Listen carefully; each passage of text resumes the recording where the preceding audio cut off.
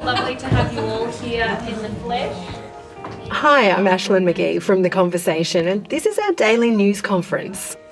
Basically, there are only about 4 experts in the country that actually model how much it costs to raise a child. They're few and far. This is where our experienced team of journalists pitches ideas about what's going on in the world, the latest research developments, or stories that just help you make sense of breaking news.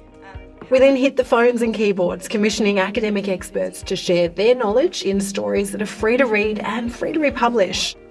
Please consider becoming a monthly donor and support our work. Go to the link in our show notes, donate.theconversation.com, and support a healthier democracy.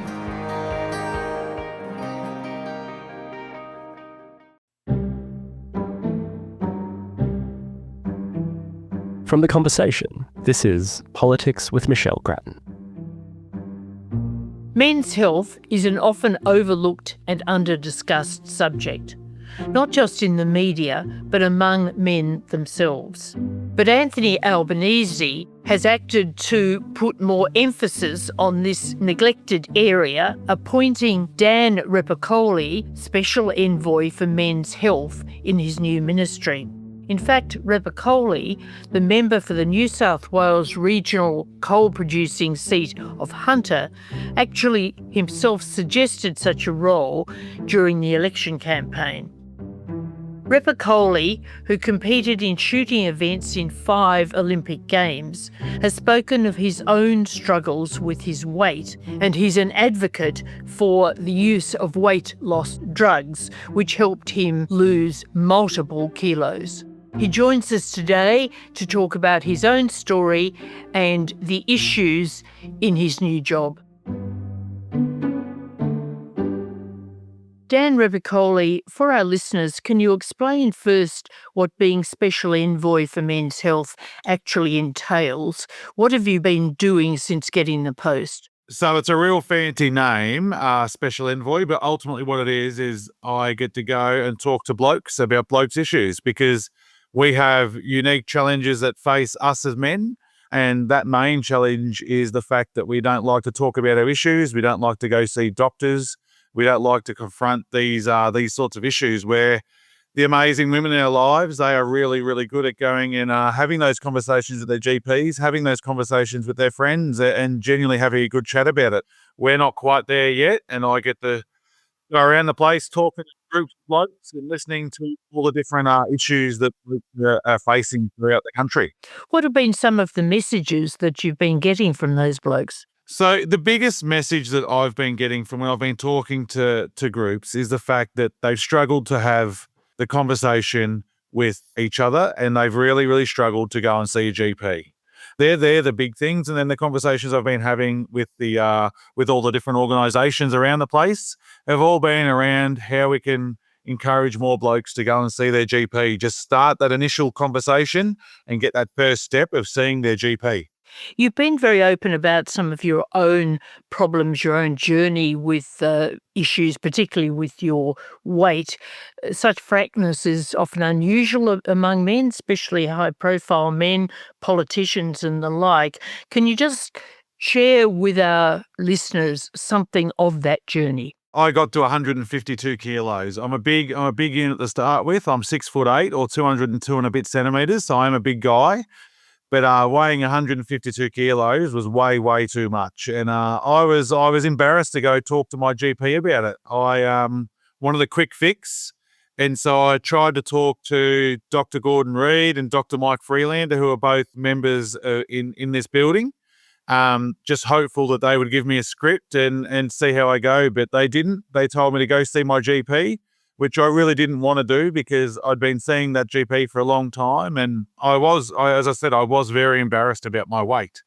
And I didn't want to have that conversation with him. And at the end of the day, I just had to go and have that conversation with my GP. And that was the only way I could get on top of this. And I really do thank both those doctors for making me go and talk to my GP about it and getting the checks and everything right that I had to get done. Just for our listeners, they're members of the Labor caucus, doctors in the Labor caucus. Yes, both Labor members, so which is good. But I just really wanted to make sure that I didn't want to have that conversation like many people out there do about their weight issues and about other issues. And I ended up having to have it. It was the best thing I did. It's interesting that you were willing to be franker with your Labor colleagues than your local GP, which is a more confidential conversation, obviously. Yeah, it certainly is a more confidential conversation, but the difference was I could have a beer and a chat with both those doctors that I spent some time with here in Parliament, and was just really just testing the waters as such. But they did the right thing in making me go and see my GP and having those proper conversations with them, because they're the ones that I've been working with for years and years. And the GP said straight away to me, "I don't know why you're embarrassed. I know everything about you. There's nothing to be embarrassed about. So you should have came and seen me as soon as you first started thinking about this as a process." And the GP put you onto a weight loss drug.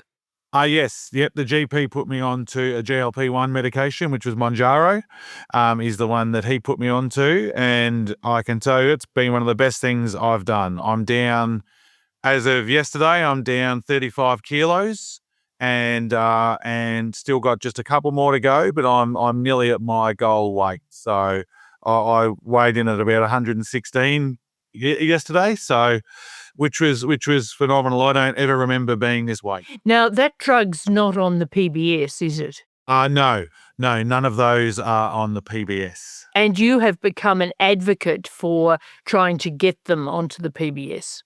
And so I have spoken about trying to get them onto the PBS, and the process of getting onto the PBS is very complex, and that'll be up to the pharmaceutical companies as to whether they do apply for that process. So, but we'll continue to talk. I'll continue to talk with them and just see what happens along the way. They're obviously quite interested in my journey on this. But yeah, they've got to go through the process to see if it's possible to get those onto the PBS over time, and if they decide to do so.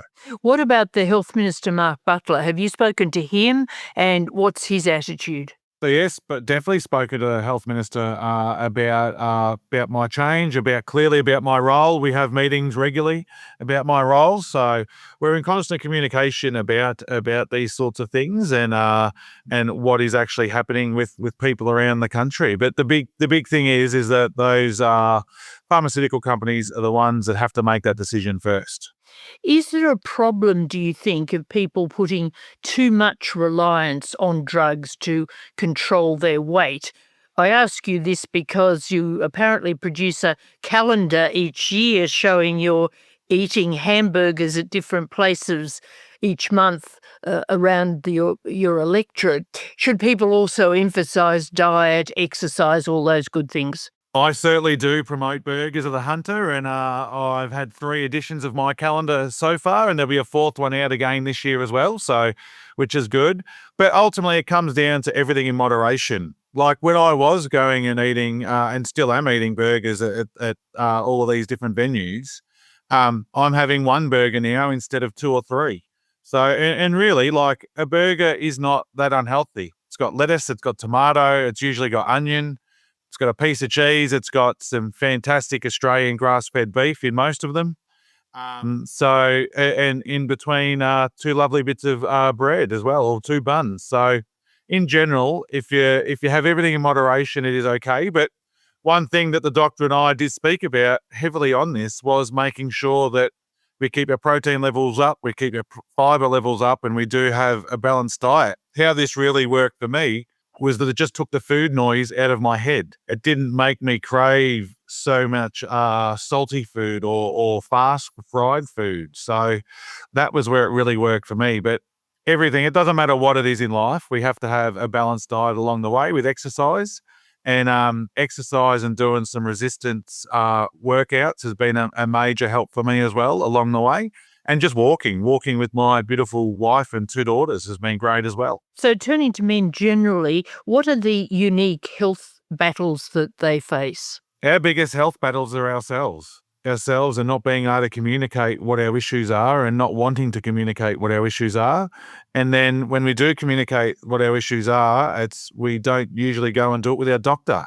We need to be having these conversations with our GP, because if we can't have them with our GP, then we can't get any other services we need, whether it's physical health, mental health, doesn't matter what the health is, it needs to start through your GP and start with those conversations with your GP. And getting a simple blood test can tell so much of what is happening within the male body. And a lot of blokes out there still think that you got to get a finger in the bum for a prostate check. I still talk to heaps of people at the pubs, heaps of men at the pubs that still think you've got to go get that, where now it's a simple little blood test, a simple PSA test, and that can give you the results to see whether you need to get further tests or not. So it's just about changing the dial and changing the opinion of what it is for men to go and see a doctor, because being big, strong and tough isn't not seeing a doctor. That's not seeing a doctor. Being big, strong and tough is being out there and talking to your GPs and being vulnerable over the things that we really struggle with, and that is talking about our health issues. Do you think that the issues that young men face today, talking now health, but beyond health, mental health issues and societal issues are different from those of older men? And are they different from the sort of issues that are faced in earlier generations? Look, every generation has different and unique opportunities, and also things that hold them back as well. We've had that in every generation, and always we hear that the older... In an important election year, staying informed matters. At The Conversation, we cut through the noise with expert-written news and analysis you can trust. Get the insights you need straight to your inbox. Sign up for The Conversation's free newsletter today. Generation says, I don't know where the younger generation's going. And I think that's been since there was humans first on this planet. So that will always be an evolving thing. But we have unique challenges now that weren't around when I was younger, when you were younger as well. Social media plays a big part in that.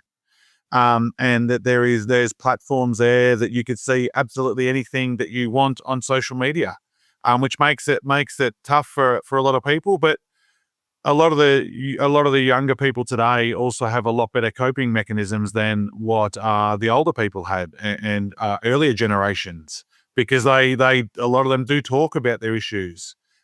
Mental health has been something that has been spoken about a lot now. Where you look back to 2010, it was spoken a little bit. Just the difference between now and then is phenomenal, and that's only 15 years. And then if you look back into the 1990s, that mental health wasn't spoken about at all, really not at all. So where we've came from in a short period of time is great, and is really good for the younger generations to make sure that they're getting the help they need, and for them to also understand that it's okay to not be okay. It's okay to have the conversations, and that we should be having the conversations with our friends to make sure that we are trying to be the best we can and being the best that we can for our families and loved ones. What do you think is the reaction from young men to the much stronger push these days for equality for women? So equality for everybody is key here, and I think that we should be trying to pull the genders out of this as well, because it's about equality for everybody, and the younger generation are absolutely fantastic at this. And one of the reasons why I'm in this building is because of my two beautiful daughters, who are 10 and 12, Zoe and Asha. I want them to be equals in this world.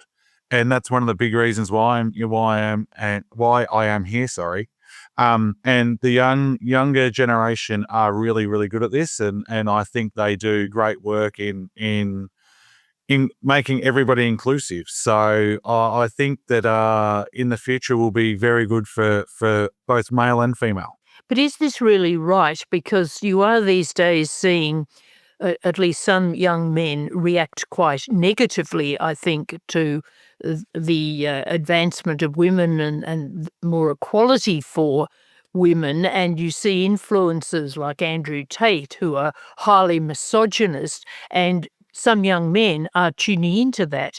Isn't that a real worry? That certainly is a worry, and the right level of masculinity in boys and young men is something that is crucial to this. And those people like Andrew Tate, if you ask me, they're the bottom feeders of the community with what they do. Like, it is utterly disgusting what they do.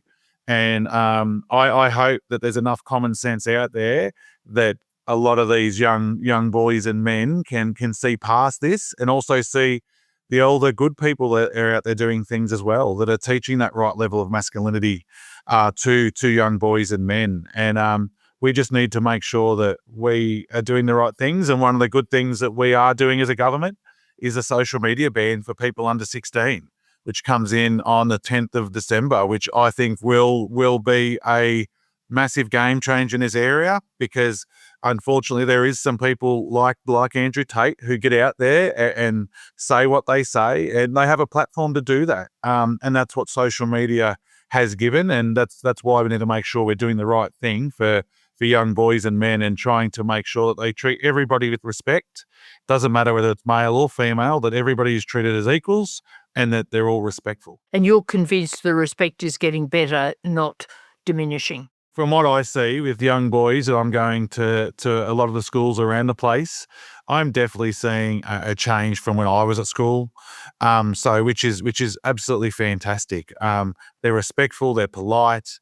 You always get some that aren't, obviously, but you get that in every group, no matter what. But it's about calling it out. If you see and hear somebody doing the wrong thing, call it out. Actually have the conversation with them and say, is that how your mother would like you to speak? Is that how you would like to treat your sister? Is that how you would like one of your daughters treated? Like, these are conversations we have to have, and to stop this sort of unhealthy masculinity, we do need to call it out as blokes as well. And that's why I speak pretty heavily against Andrew Tate on what he does, because I think it's utterly disgusting.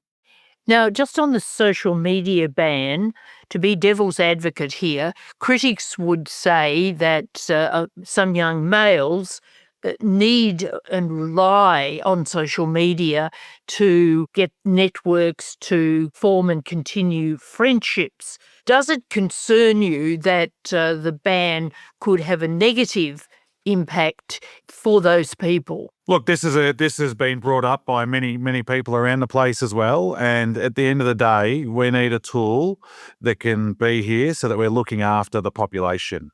And at the end of the day, I think we are doing the right thing as a government by putting this ban in on social media for the ages of 16 and under. There will always be people who are against it. There will always be people who are for it. So, but I do believe this is the right thing. And I've got two young daughters, as I said, who are going through this process in the near future, and we're already having those conversations with them around what this means and what it is for them. But let's not forget, there is some really sick people out there that do the wrong thing and that lure young boys and young girls into sending pictures online and getting bullied and so many different things, and getting and pretty much being held to ransom if they've sent something through, because they don't want it to be put out on the internet. This is about protecting these young kids and making sure that we're giving them the best chance to have a good and healthy life, and also being able to protect them. I noticed that before the election, in an interview, you in fact suggested this job that you now have of men's health. Do you think more broadly there should be a minister for men, just as there's a minister for women? Yeah, before the election, I was talking with one of the papers, and they came out with me door knocking and having conversations, and I did say in that we should be looking at this, and I did say halfway through, I said, oh, maybe don't put that in, and then I said, oh no, it's okay, we'll leave it in there and just go from there. But at the end of the day, I'm extremely proud of the Albanese Labor government that they are putting men's health front and centre, and actually having something that no government has ever had. And whether it was me or whether it was somebody else, it didn't make any difference who this role went to for Special Envoy for Men's Health. It is fantastic that the government has done this, and that Albo has really put this front and centre into people's lives now, because men do have unique challenges that they face. And as I said earlier, it's all about not being able to talk about our issues. So this being out there now and being part of it, I couldn't be prouder of our government for bringing this forward. So should it be a broader ministry for men? Look, who knows where it ends up in the future, but this is the first step to make sure that men are being heard and that men are being put at the front and centre. So who knows where it goes in the future. And and it really depends on who's in government along the way as well. So we'll keep doing what we're doing as special envoy and getting around the country, talking to all different groups of men all around the place, and also talking to all the different organisations that are working heavily in this men's space. Let's take a brief detour from this job you have and talk about your electorate. You represent coal country in the Hunter. How do you think your constituents are reacting to what is a diminishing future for coal and obviously a change to renewables? So obviously the residents of the Hunter are at the coalface, so to speak, on this one. So we do know that the coal-fired power stations are coming to their end of life over the next 10 to 15 years. There's no doubt about that. And that is done purely by the owners of these coal-fired power stations. And they will make those decisions as to whether they close or whether they open. And that is done on their own interests, obviously by making money for themselves and their shareholders. But whilst the simple fact of this is whilst people want to buy our coal, we will always sell them our coal. Whilst there's a market there, we'll continue delivering to that market. We have the best coal in the world. We have the best quality coal in the world from the largest coal port in the world as well, out of Newcastle there, going out to all over Southeast Asia as well on this. So we'll continue to feed that market whilst there's a market there. But as that market does change in time, and nobody knows how long that'll take, whether it's 20 years, 30 years, 40, or even 100 years. None of us know what that process will be in time because we don't have that crystal ball. But as I said, while there's still a demand for it, we'll always supply it. But back to the power station workers, they are a highly skilled workforce. And we need to make sure that we have good options for them to go to other work. And that's where the NZEA, the Net Zero Economy Authority, will play a massive part in this. And I think that was another great thing that the Albanese Labor government got through last term. And now this will be the thing that creates the jobs of the future to make sure that places like the Hunter don't get left behind. Just explain what it does. So this is a group of people or a board or an executive of people that will be making sure that there is work for the future in the Hunter. And the first step for this is making sure that there's somewhere for the coal-fired power station workers to go to in whatever industry that is. And this is just being set up now, and it's going really, really well. There'll be some announcements coming in the near future, I would say, on this. But looking forward to seeing what this body can do that is separate from government, so that they can really have a good hard look at what needs to happen in the Hunter and where investment needs to go all around coal communities, all around all energy generation, all around the country, really. And just on your voters, what's their mood given that they're facing this big transition over the coming decades? Look, so the mood is most people around the Hunter understand that the Hunter is changing. We just don't know when. That's ultimately what it comes down to at the end of the day. And most people know that and are right at the forefront of that because they work at the coalface every day. They're the ones doing the 12.5-hour day shifts, the 12.5-hour night shifts. They see this day in, day out. But whilst there's a demand there, and the international market will determine this because we only use 7% of our own coal in this country. So the rest of it is exported straight out of our ports to the world. So whilst there's a demand there, we'll always supply that demand. And as that continues to change in time, we'll make sure we're open and up front with the coal communities all around this country. Dan Repacholi, thank you very much for talking with us today about your new job and indeed about your local area. That's all for today's Politics podcast. Thank you to my producer, Ben Roper. We'll be back with interviews next week about the Economic Roundtable. Meanwhile, goodbye for now. Production by Ben Roper. Theme music by Lee Rosevere. The Conversation is a not-for-profit media organisation. Sign up to our daily newsletter for evidence-based news and analysis, including articles from Michelle Grattan, or listen to more of our shows wherever you get your podcasts.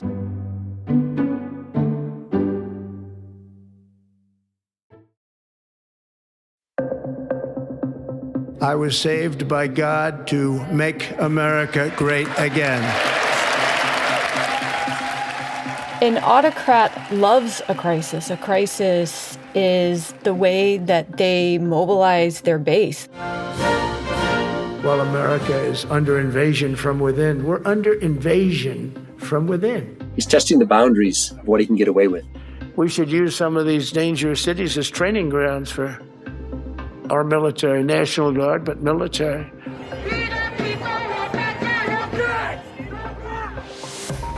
We've asked 6 of the world's preeminent scholars how we can measure the make of an autocrat. It's a recipe of sorts, tried and tested by the most infamous leaders in history. Hugo Chavez in Venezuela. Vladimir Putin in Russia. Joseph Stalin and Adolf Hitler. Viktor Orban in Hungary. He's basically bulletproof in terms of criminal prosecution. Join us from December 29 as we explore Trump, the making of an autocrat, from The Conversation.